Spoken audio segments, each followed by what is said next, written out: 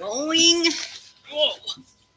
going live with Hero, Chapter 8. Hi, everybody.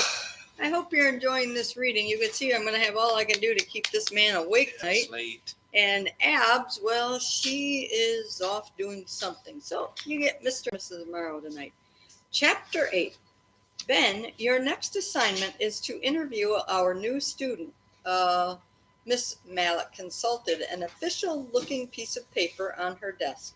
Jack Murphy. Oh, no. Oh, no. That's What? not good. No, Ben called out before he could stop himself. I mean, can't someone else do that? He looked around the school newspaper office. All the other kids stared at their computer screens or conveniently seemed to be looking for something very important at the bottom of their backpacks. You're it, Miss Malik said firmly, and I'll need 500 words on where he came from, what he likes to do in his spare time, sports, and family. You know the drill. Let's get to know the new student here at our school. Yes, Miss Malik. He'll be here any minute. Double. Not only did Ben have to spend the rest of the period talking to Jack, of all people, but he'd hoped to spend some of newspaper club getting a head start on his homework. He was heading over to the police station after school. He wanted to take Hero back to say hello to everyone, and Ben was hoping to meet one of the canine officers. His dad had been telling him about Officer Perello. He was hoping she might be able to give him some advice on helping Scout get over his nerves. For a second, Ben entertained the possibility of faking a sudden onset stomachache before Jack got there, but he knew he'd never get away with it. Great, Ben said to Miss Malik, faking enthusiasm. A few minutes later, Ben sat face to face with a kid who had tried to crack his skull open with a fastball. Jack looked about as happy to be there as Ben was. So, you moved here from Jackson. How long ago? Ben asked. Sarcastic. Yeah. 3 months, Jack said, fiddling with Mississippi State University Bulldog keychain that hung off his backpack. And did you play any sports back in Jackson, Mississippi? Ben already knew the answer, but he had to ask the question. Baseball, Jack said quietly. He sure wasn't making this interview any easier for either one of them. Were you on the varsity team? Ben asked, trying to sound like a real reporter and pull out the interesting details of Jack's life. Yep. What position did you play? Ben tried again. Shortstop? Ben's stomach tightened. It was true then. Jack was going to be his competition for the spot. And, how did your team do? Ben asked nervously. Jack's face lit up. You mean, you don't know? Nope. Sorry, Ben said. We swept the state, man, Jack grinned. Number 1, 3 years, count 'em. Number 1, 3 years in a row. Way better than your team did, that's for sure. 3 years, wow, Ben said through gritted teeth, trying hard to ignore the rest of the comment. When my mom said we were moving here, the first thing I did was look up your team, Jack said, to make sure that you don't suck. Turns out you don't, which is nice. Ben tightened his grip on his pen. Well, glad you approved, he said.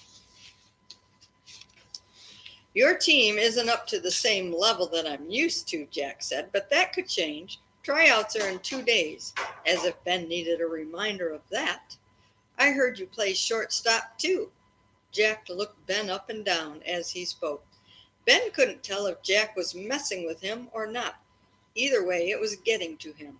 Ben could feel his blood starting to boil. Breathe, he heard his dad's voice say. Act with purpose. Ben inhaled, exhaled. He just needed to get the assignment done. That's right, I do, Ben replied as neutrally as he could. So, he said, changing the subject, What is it that brought you and your family to Gulfport right in the middle of the semester?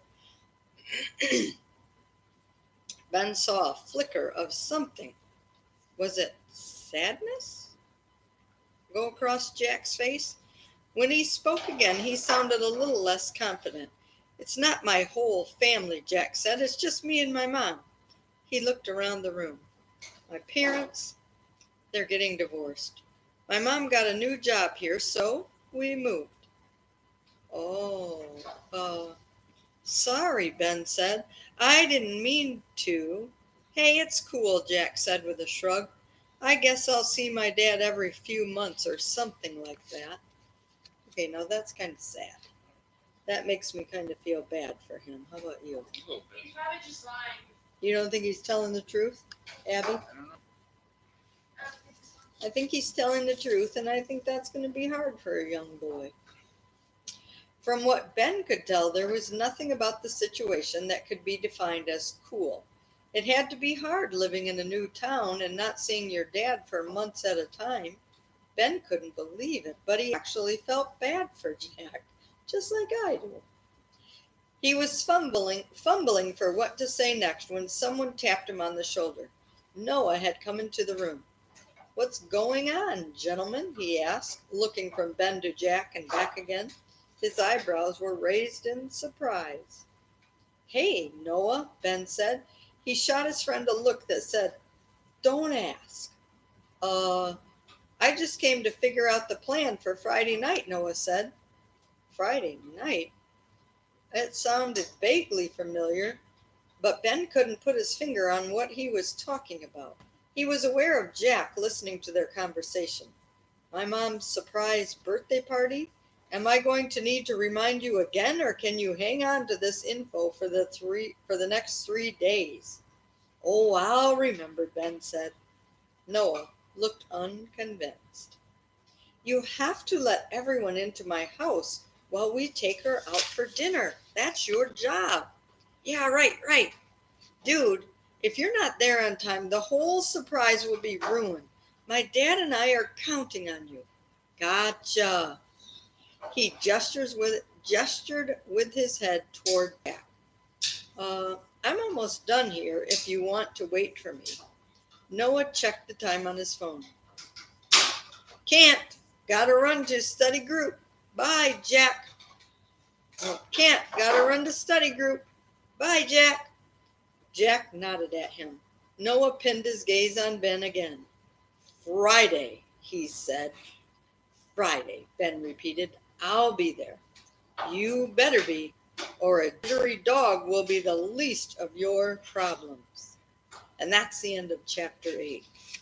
Now I have to say, that seemed kind of uneventful chapter, but did you catch what the author was doing right there? Do you have any prediction about what's going to happen?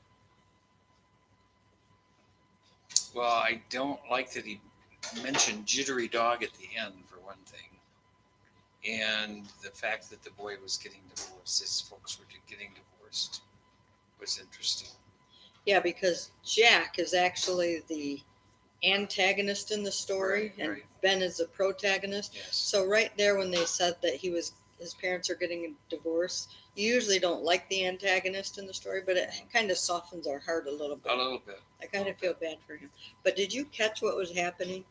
They were talking about the party Friday night in front of Jack. Mm-hmm. So now Jack knows that both dogs are going to be home alone. Right. Because Ben has to go to let all the people in, and probably Ben's parents are going to be at that birthday party, Yeah, but right? Ben is struggling to remember anything taking care of 2 dogs. That's my take on it. So you think he's going to I forget to think he'll show up? forget.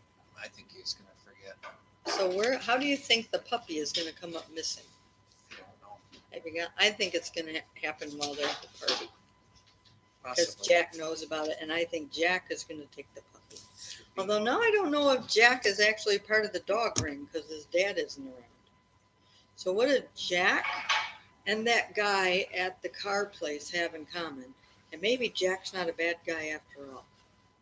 Maybe it's all that car guy. I don't know, kids. A lot of questions. I hope you're writing down questions in a journal at home, And or a at black least Suburban. and a black Suburban. Yep. Yeah, we haven't heard much of that. No. So, a lot of questions that we're hearing here in this story.